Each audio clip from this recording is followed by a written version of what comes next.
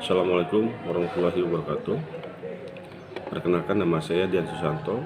Saya merupakan guru mata pelajaran produktif C3 Teknik Kendaraan Ringan di SMK Negeri 1 Cipunagara, Subang. Pada kesempatan kali ini, izinkan saya ingin berbagi mengenai permasalahan yang sulit yang saya alami selama menjadi pegawai negeri sipil. Hal tersebut terjadi pada saat terjadinya wabah pandemi COVID-19, di mana pemerintah memberlakukan kebijakan PSBB sehingga sekolah diwajibkan untuk melaksanakan pembelajaran secara daring.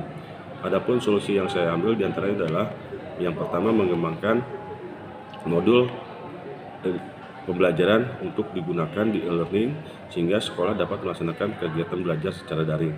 Yang kedua, saya mengembangkan video pembelajaran yang bisa digunakan untuk siswa untuk bisa belajar secara daring di gadgetnya masing-masing, agar dengan mereka tetap memperhatikan protokol kesehatan. Terima kasih atas perhatiannya. Assalamualaikum warahmatullahi wabarakatuh.